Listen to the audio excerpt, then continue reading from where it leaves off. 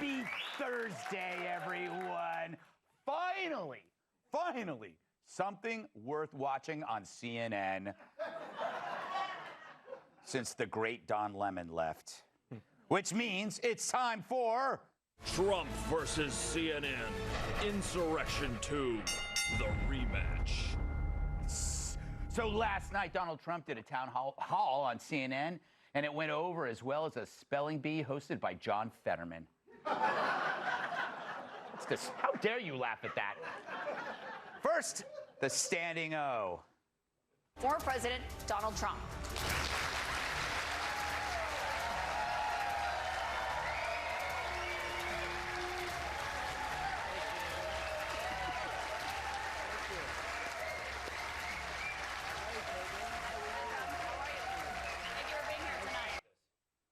We haven't seen a welcome that warm since someone came to The View with 2 cows and a bag of charcoal. But what a great idea. Have a pro-Trump audience just to make the heads of what's left of the CNN audience explode. Remember, the only people who watch CNN work for CNN or other media. So seeing people applaud for Trump, that's worse than cheering for Jaws to eat more children. For an hour plus, Trump and his debate opponent, town hall moderator, Caitlin Collins, tangled. He talked and she under-talked. To put in 7 ballots apiece. But Mr. President, and they're all I on have camera. to stop you there because there is no evidence of that. Obama took them, Nixon took them, Obama Reagan did not took take them. documents. One question about what happened when you had those included a raid on documents. my house. Can I talk? Yeah, what's you the mind? answer? Do you mind? I would like for you to answer the question. Okay, it's very simple to answer. That's why I asked it. It's very simple to. You're a nasty person, I'll tell you. Like when Harry met Sally. Val Kilmer had an easier time speaking in the Top Gun sequel. Oh. He would have laughed. Trump was in front of a sympathetic crowd that laughed at his jokes and applauded his boasts while Collins feebly tried to keep up like a frantic schoolmarm. She tried to fact-check him on live TV, but with Trump, that's like trying to put socks on an octopus. Collins began by berating Trump for Jan 6th. I wonder, did Trump have to pull it out? Oh, let me pull it out. I have to pull it out.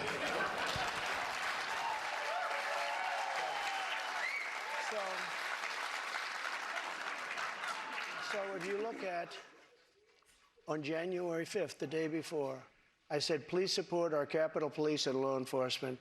They are truly on the side of our country. Stay peaceful. Stay peaceful. This was the day before, and this was in the form of Twitter. Now use Truth Social. I think it's far superior. Always the promoter.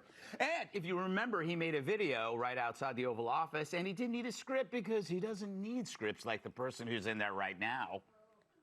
And if you remember, I made a video right outside the Oval Office in the Rose Garden, and I'm very proud of that video. I didn't have a script. I don't need scripts like a certain person that's in there right now.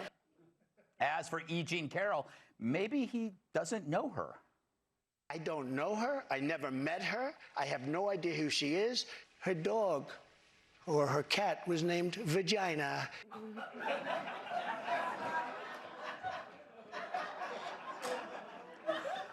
I'm guessing it was her cat.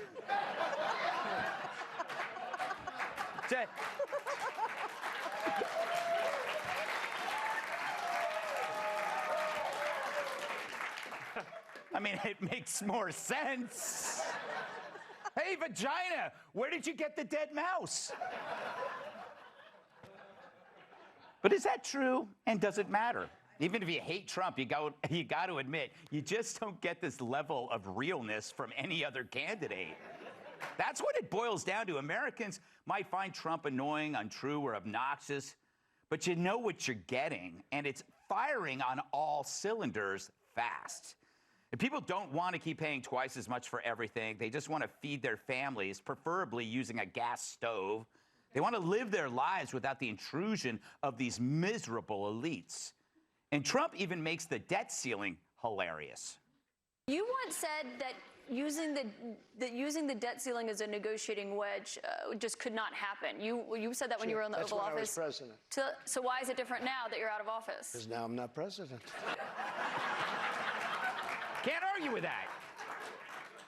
But also, Trump gets the media in a way no other candidate in American history has, which means he knows how to handle the people who lie to us every day. I wish I could get him to talk to my cable company. But the liberal response was as predictable as it was idiotic. AOC says CNN should be ashamed of themselves for losing control of the town hall. A Daily Beast writer says CNN failed journalism and the American public. Well, the Daily Beast does no failed journalism. Everyone there is a failed journalist. Listen to these jackasses. No surprises, and yet it was a disgraceful performance. I'm not going to pretend like it was easy for me to see the former president get this forum tonight to lie to the American people over and over and over again. I was wondering when he was going to be fact-checked in real time. I think we needed a chyron. This is a lie, this is a lie, this is a lie, this is a lie. What I didn't know was that the audience would be filled with his cult. I would like to know if CNN was passing out Kool-Aid before the event started. You know, usually to hear such inspired criticism, you have to watch an episode of Dancing with the Stars.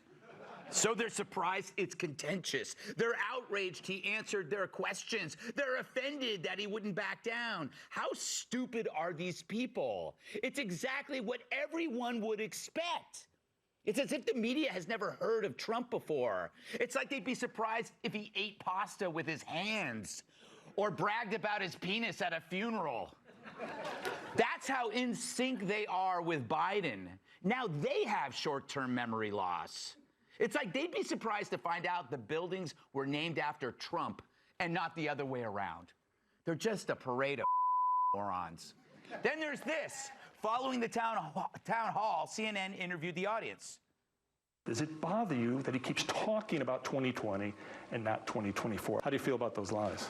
So I feel like part of it's also the media narrative, as you guys asked him the first question at the town hall about the 2020 election, rather than current stuff. So don't you think he could say it's time for me to start talking about 2024, not lies that aren't true? Couldn't the media ask him a question about 2024? Well, there were questions, but you're right, that was the first thing. Perfect. The media complains that Trump talks about the past after they ask him about the past. That's like asking a shark to leave you alone while you cover your naked body with barbecue sauce. Even CNN reported on how messed up CNN is, noting that their network boss is facing a fury of criticism within the company. But maybe that outrage is meant to cover their tracks for having Trump on. So, did this town hall help Trump for 2024? Didn't hurt. Hell, at least Trump knows where he's going compared to this fella.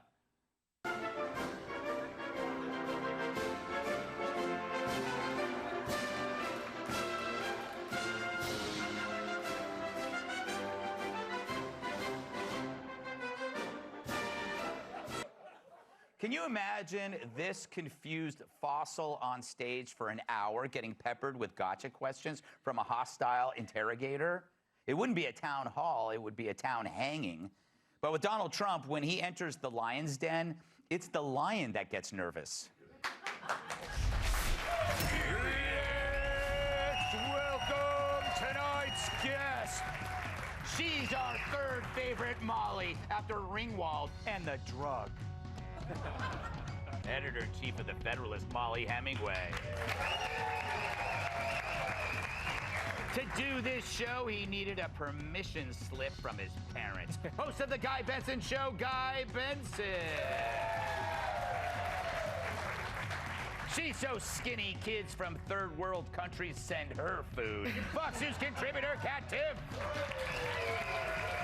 And hot air balloons have him on a no-fly list. My massive sidekick in the NWA World Heavyweight Champion, Tyrus.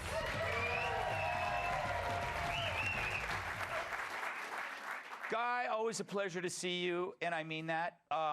This time, I was surprised to see you in the green room openly weeping about how great you thought Trump did. You were basically saying, oh my God, thank God he's back. I think it was amazing. You know, I didn't expect that from you. Because I didn't do that, but that's fine. It's a good story. I'm so confused by the cat name joke. Maybe you can explain that to me at some point. Although he's like, I don't know her at all, but I know her cat's name. Okay. Coming from a guy named Guy. There is something fair hit. There is something sort of delicious about CNN having their best rated show in recent memory, which is like an average night for the 5, but for them it's really good, and they are tearing themselves apart for it. Right. That is wild to see, and their own correspondents are trashing their own network for having this forum with the man who is the leading candidate for president of a major party. Like, what are they supposed to do? Not ask questions of a candidate? Blackball him completely? Like, we can't normalize him. I have issues with Trump. He was president of the United States. He is normalized, whether you like it or not. He's running for the office again. Maybe you don't want to have a Thunderdome of his fans cheering him on, putting Caitlin Collins on an island out there. Yes. But what do they want to do? It's supposedly a news network. Yeah, no, you're absolutely right, Dave. The thing is, I think, and this is my conspiracy theory, Molly, that all of this complaining from within the house of CNN is designed so that they could do this. It's like, look, that's their cover. What do you make of that conspiracy? I don't know. I mean, they are so desperate because they have such horrific ratings that I thought it was kind of interesting that they did this. But seeing Jake Tapper near tears after it was an extra special delight in addition to getting to see this, to see what happened there. But this is not just the former president. This is the far and away top candidate for the next Republican nomination. The idea, the media meltdown over this means that they don't really trust the American people. Ask him questions, get the answers, trust the American people to make the decision. Yes. But they don't. They basically handled everything by silencing him for the last few years, and it actually counterintuitively made it all that more refreshing to see him. You're not sick of hearing him for the last few years. Absolutely. So it was like, wow, I forgot this was great. Yeah, it's actually you kind of missed him because if you saw, remember he could be pretty tiresome. I don't know if you remember that guy. You're only 12. But what was amazing about CNN, before I go to CNN, didn't have just one big panel. They had 2 big panels. It's like, let's get double the panel to trash Trump. And then they had one guy there. I think it was Byron Donalds and this other dude we don't know. But anyway, it was hilarious. Kat, what did you make of this? I feel like it's exactly what anybody could have expected and exactly what we've seen a lot before every time Trump's on TV, which is why I thought just all of these reactions were just all extremely dramatic. I think saying, this is the end of the country. I don't think so. Or even like Chris Lick said, America was very well served by this. It's like, no, it was about ratings. Yes. But that's what people do all the time. But I think I'm going to start taking it up for myself. Yeah. And people are like, why? Like, Kat, why did you do that? Which I get asked a lot. I'm just going to say because I love my country. That's great. That is good. Kat, why are you so mad at me? Because I love my country. It holds a lot more weight than just saying I'm upset or because, oh, I wanted ratings or I wanted attention. I feel like everyone employs it, so why can't I? You know what? He had a great answer on Ukraine. And the media basically said he was soft on Russia because he refused to commit on who should win. And he was holding himself to the metric of the body count. We gave a presidential answer. Yeah. He wants to stop killing. Doesn't care. He doesn't see Russians die. He wants to see Ukrainians die. Yeah. That's a presidential answer. But two things. The timing of it wasn't great because it changed the news narrative. We're not talking about Hunter and his stuff today. Yeah, that's true. We're not talking about the Biden corruption. So that was one reason that I wish it would have been more spaced out because they're going to try to use this. And to your point, 1,000%, there was a meeting where they will publicly bash it. Yes. And bring him on because that will keep it going. They need him.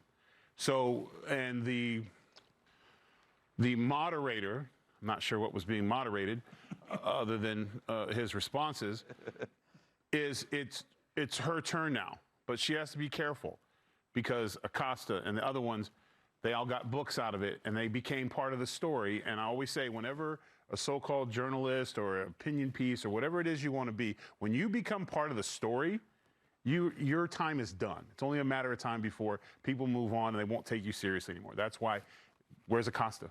Yeah. Where's the whole group? Half has been fired because they were the story. Yeah. So now they're trying to be the story again. But this time they think they're clever with having everybody bash CNN for doing it so they can keep the news cycle going because everyone's focused on Trump and you're trying to give a break to Biden. The good news about that is all you have to do is wait for Biden to speak and him get lost on a 3-foot podium, and then it kind of switches back. Yes, that's true. Well, I'll never become part of the story because I don't do stories. You do a good but you narrate, but don't be part of the story. Yes, exactly. She's part of the story now. So get your book and. Yeah, I love the white pantsuit though.